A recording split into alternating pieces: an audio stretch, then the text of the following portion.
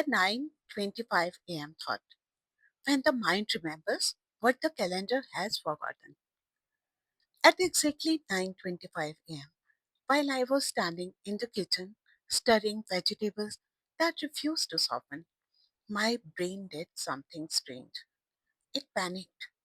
You are late. Work starts at 9:30 a.m. The thought arrived so convincingly that for a split second I believed it. My body even reacted. A small rush of alertness, a tightening in the chest, that familiar move faster signal. Then reality stepped in. I am not working. I have not been working for the past 1.5 months. There is no laptop waiting to be opened, no inbox quietly collecting unread emails, no meeting link blinking on the screen, counting down the minutes, no calendar reminders about to pop up, no colleagues expecting a response, no sense of the day about to official begin. The morning does not shift gears at 9:30 a.m. anymore. It simply continues, steady and ordinary. And just like that, the urgency dissolved. What replaced it was not relief. It was not laughter either. It was a strange emptiness, as though something had briefly switched on inside and then had nowhere to go. How a clock time can live inside your body.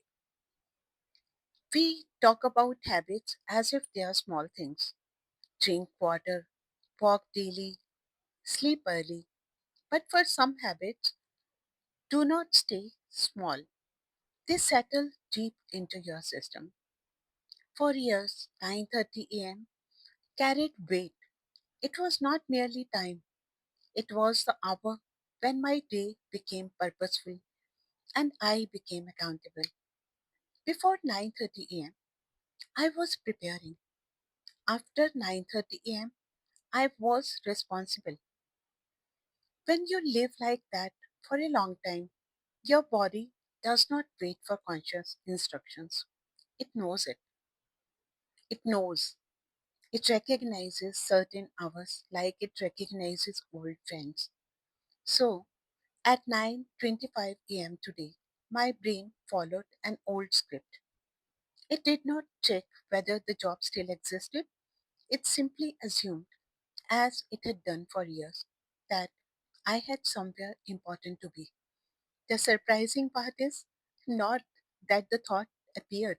The surprising part is rather what I felt after correcting it. Busy, but not meaningful. Let me be honest. My days are not empty.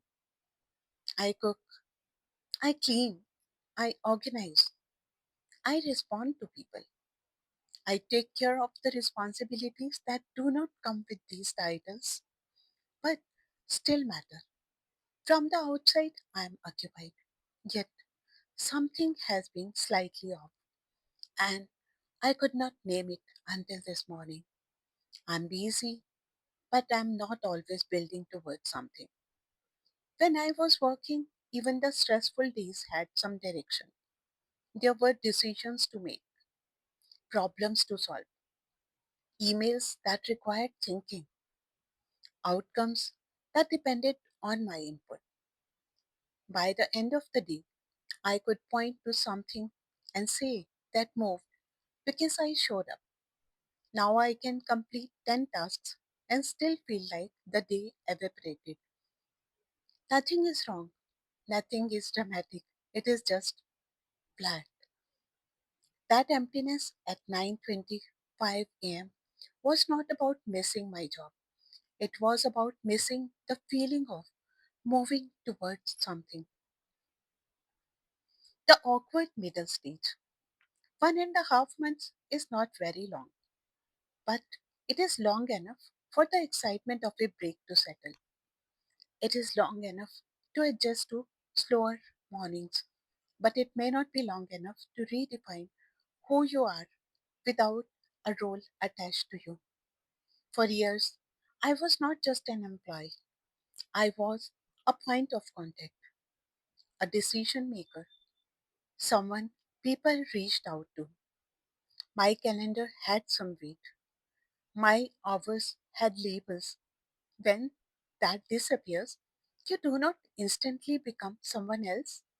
You enter an in between state. You are free, but you're also undefined.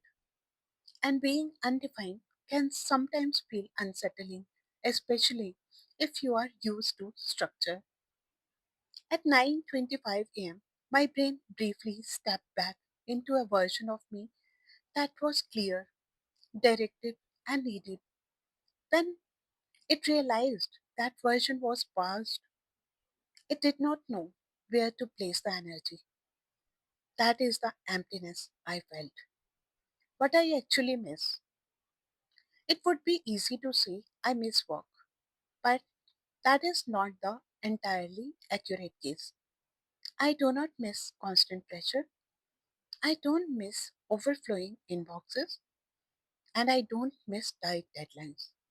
What I seem to miss is the stretch, the mental stretch, the feeling that my brain is being used to its full capacity, the sense that my effort connects to something large than the immediate task.